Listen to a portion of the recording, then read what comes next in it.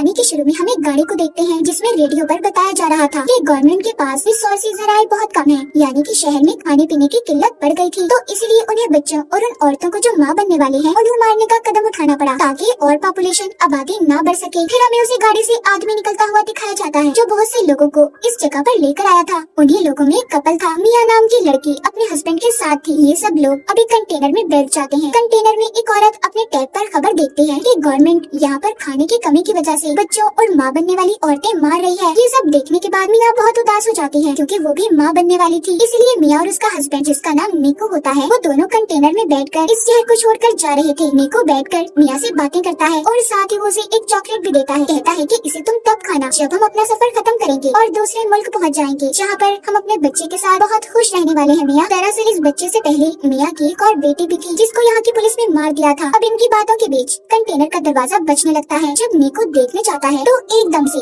दरवाजा खुल गया था। अंदर और भी बहुत से लोग आते हैं। इस कंटेनर में बहुत सारे लोग जमा हो गए थे, इसीलिए बाहर खड़ा आदमी जिसके हाथ में गन थी वो कहता है कि आधे लोग बाहर आ जाओ, हमारा दूसरा कंटेनर आ रहा है, बाकी उसमें जाएंगे। तभी निको को भी उन लोगों के बीच में गन दिखाकर निकाल लिया जाता है। मिया कंटेनर के सुराग से देखती है निको को 107 नंबर के कंटेनर में भेजा जा रहा था। निको मिया से फोन पर बात करता है। वो उससे कहता है फिक्र नहीं करो, हम दोनों एक ही जगह पर जा रहे हैं, हम इकट्ठे हो जाएंगे, बस तुम इस सफर के दौरान अपना और मेरे बच्चे का ख्याल रखना और इर्द गिर्द किसी भी इंसान पर भरोसा मत करना। मिया का कंटेनर चलने लगता है। रास्ते में वो देखती है गवर्नमेंट की पुलिस बाहर औरतों को जमा करके जो खास तौर पर माँ बनने वाली है उन्हें मार रही होती है। कुछ देर के बाद कंटेनर रुक जाता है। मिया सुराग से देखती है कुछ ऑफिसर्स ने कंटेनर को तलाशी के लिए रोक लिया था। अब कंटेनर को खोलकर जब चेक किया जाता है तो वो उन्हें पूरा खाली मिलता है। दरअसल इस कंटेनर के अंदर छुपने की खुफिया जगह थी, सभी लोग उधर छुप गए थे। ऑफिसर जब गोली चलाता है तो उसे भी पता चल गया था कि अंदर खाली बहुत सी जगह है। अब पुलिस ऑफिसर सबसे कहता है देखो खुद ही सब लोग बाहर आ जाओ वरना तुम्हें ऐसे ही मार दिया जाएगा। ये सुनकर मिया उस कंटेनर के अंदर रखे डब्बों के ऊपर चढ़ गई थी। तभी वहाँ पर एक लड़की भी जान बचाने की खातिर दरवाजा खोल देती है। जैसे ही वो बाहर आती है ऑफिसर ने उसके सर पर गोली चला दी थी और फिर एक एक करके सबको मार दिया जाता है। सबको खत्म करने के बाद ऑफिसर ये हुक्म देता है कि यहाँ से लाशों को ठिकाने पर लगाकर कंटेनर को साफ करके शिप में भेज दिया जाए। ऑफिसर के आदमी ऐसा ही करते हैं। मिया जो कि ऊपर की तरफ जाकर छुप गई थी अब वो नीचे आती है और निको को फोन लगाकर बात करने की कोशिश करती है, मगर निको का फोन बंद आ रहा था। इससे मिया बहुत ज्यादा परेशान हो गई थी। फिर वो वहाँ पर उन्हीं मरे हुए लोगों के सामान को देखने लगती है जो कंटेनर में थे। उसे एक बैग से ड्रिल मशीन, चाकू, लाइट मिलती है और भी बहुत सी चीजें थी। मिया का कंटेनर शिप में रखवा दिया जाता है। रात भी हो गई थी। तभी समंदर में तूफान आ गया था। उस तूफान की वजह से मिया का कंटेनर जोर जोर से हिलने लगता है। वो मदद के लिए बहुत चिल्लाती है मगर यहाँ पर कोई भी उसकी आवाज सुनने वाला नहीं था। कंटेनर अब और भी ज्यादा जोर जोर से हिलने लगा था जिस वजह से मिया का सर एक बॉक्स पर लगता है। वो बेहोश हो गई थी। अब जब सुबह होती है और मिया को होश आता है तो देखती है कि उसका कंटेनर बाकी कंटेनर्स की तरह समंदर में डूब रहा है। वो निको को कॉल करने की भी कोशिश करती है मगर उसका फोन भी टूट चुका था। पास ही से उसे बहुत सी आवाजें आ रही थी जो कंटेनर में बंद लोगों की आवाजें थी। सब मदद के लिए चिल्ला रहे थे। वो अपने कंटेनर के सुराग से देखती है कि 107 नंबर वाला कंटेनर पानी में डूब गया है जिसमें निको था। अपने हस्बैंड की ऐसे मौत देखकर तो वो बहुत ज्यादा टूट चुकी थी। सोचती है कि अगर निको ही नहीं रहा तो मैं जिंदा रहकर क्या करूंगी। इसीलिए अब वो खुद को भी मारने की कोशिश करती है कि तभी उसे अपने बच्चे का एहसास होता है। वो अपने बच्चे के बारे में सोचने लगी थी, इसलिए मरने का इरादा बदल लेती है। वो ये सोचकर खुश हो रही थी कि बहुत जल्दी इस दुनिया में उसका और निको का बच्चा आने वाला है। यही सोचते सोचते वो सो जाती है। अब जब सुबह को वो उठती है उसके कंटेनर में पानी भरने लगा था। वो डूब रही होती है,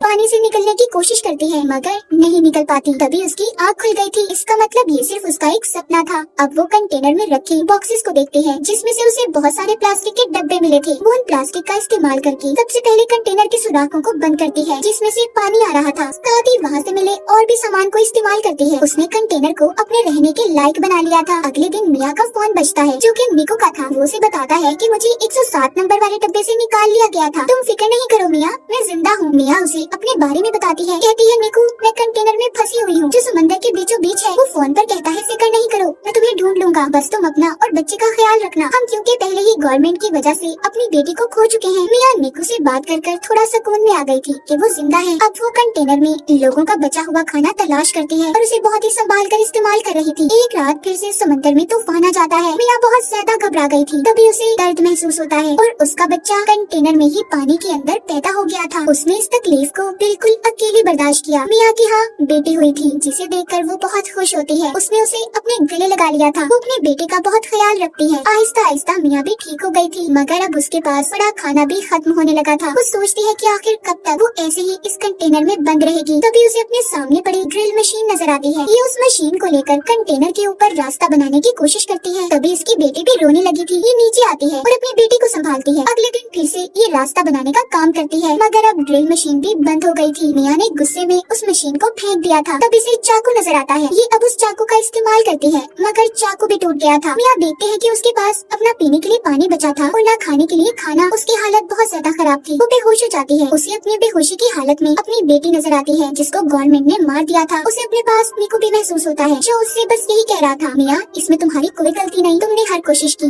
तभी मिया के मुँह पर बारिश का पानी गिरता है। उसे होश आ गया था। वो अब एक कपड़े को फंसाकर कंटेनर के उस हिस्से को खींचती है जिसमें उसने सुराख किए थे। मिया की मेहनत रंग ले आई थी। रास्ता खुल जाता है। वो पहले तो डब्बों में पीने के पानी को जमा करती है, फिर जब वो बाहर आती है तो देखती है उसका कंटेनर समंदर के बीचों बीच था, जहाँ पर दूर दूर तक उसे कोई भी नजर नहीं आता। वो अब अपनी बेटी को लाकर आसमान और समंदर दिखाती है। कहती है हम यहाँ से जरूर निकलेंगे। तभी उसे समंदर में मछलियाँ नजर आती है। मिया को ये देखकर एक आइडिया आता है। वो मछलियाँ पकड़ने वाला एक कांटा बनाती है जिससे वो मछलियाँ पकड़ने की कोशिश कर रही थी, मगर उसे एक भी मछली नहीं पकड़ी जाती। वो बहुत थक चुकी थी और ऊपर ही लेट जाती है। तभी उसे आसमान पर प्लेन नजर आता है। अब मिया जल्दी से कंटेनर के अंदर जाकर शीशे का टुकड़ा लाती है ताकि वो उसकी रिफ्लेक्शन अक्स से प्लेन को अपनी तरफ बुला सके, मगर जल्दी जल्दी में उसकी टांग पर चोट लग गई थी। लेकिन फिर भी वो हिम्मत नहीं हारती और शीशे के टुकड़े को लाकर प्लेन पर उसका अक्स करती है, मगर वो प्लेन जा चुका था। वो मायूस होकर नीचे आ जाती है और अपने जख्म को सीकर उस पर पट्टी बांध लेती है। साथ ही उसे अपने पास बहुत सारे ईयरफोन्स पड़े हुए मिलते हैं। अब वो सारी रात जागकर ईयरफोन की तारों का इस्तेमाल करके जाली बनाती है। अगली सुबह वो उस जाली से मछलियाँ पकड़कर अपना पेट भरती है। वो कई दिन तक ऐसे ही मछलियाँ पकड़ती और अपना पेट भरती। उसने अपने पास पड़े डब्बों में भी मछलियाँ पकड़कर रख ली थी। वो रोजाना अपना नंबर लिखकर प्लास्टिक के डब्बों में बंद करके बहा दिया करती थी ताकि कोई तो उसकी मदद के लिए आए।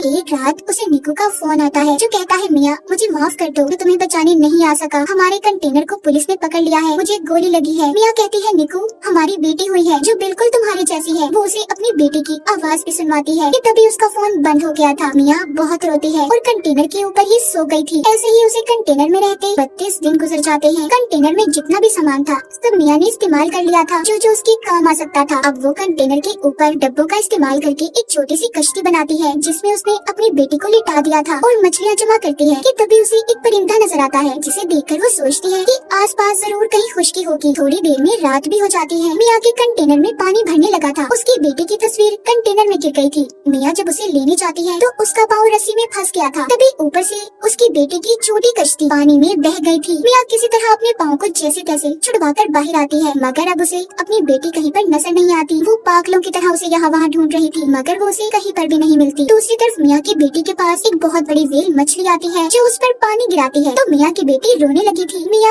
अब उसकी आवाज सुनकर तैरकर उसके पास पहुंचती है और अपनी बेटी से कहती है मैं सिर्फ तुम्हारी वजह से जिंदा हूँ, असल में तो तुमने मुझे बचाया है। इतना कहकर मिया उसी कश्ती का सहारा लेकर सो जाती है। जब सुबह होती है और मिया की आँख खुलती है तो वो डब्बा खोलकर एक मछली खाती है जो उसने कश्ती के साथ डब्बे बांधे हुए थे। मिया अपनी बेटी को देखकर कहती है हमने वो सब किया जो हम कर सकते थे, असल में तुमने मेरी जान बचाई है। तभी मिया आसमान पर कुछ परिंदे देखती है। वो उनके लिए मछलियाँ फेंकती है। उसके इर्द गिर्द बहुत सारे परिंदे जमा हो गए थे। तभी दूर से बोट कश्ती में एक लड़की की नजर उन परिंदों पर पड़ी थी। वो अपने डैड को अपनी बोट वहाँ पर ले जाने का कहती है। जब ये उधर आते हैं तो इन्हें मिया की बेटी मिलती है। वो लड़की उस कश्ती को देखकर सोचती है कि आखिर इतना प्यारा बच्चा वो भी पानी में किसी ने कैसे छोड़ दिया। तभी उन्हें मिया की बेटी की कश्ती के साथ एक रस्सी बंधी हुई नजर आती है। जब वो उस रस्सी को खींचते हैं जिसमें से मिया बाहर आती है, उसने दरअसल उस रस्सी को अपने बाजू से बांध लिया था। वो मिया को ऊपर खींचते हैं। लड़की उसे बचाने की कोशिश करती है क्योंकि मिया बेहोश हो चुकी थी। वो लड़की मिया को किसी तरह होश में लाने की कोशिश करती है, मगर मिया का सांस पानी में रहने की वजह से बंद हो गया था। जब मिया अपनी बेटी की रोने की आवाज को सुनती है तो उसे होश आ गया था। वो उनसे पूछती है कि मेरी बेटी कहाँ पर है। वो लड़की मिया की गोद में उसकी बेटी देती है। बोट में लड़की के डैड मेडिकल मदद बुला रहे थे। मिया सबको देखकर बहुत खुश थी कि उसकी और उसकी बच्ची की जान को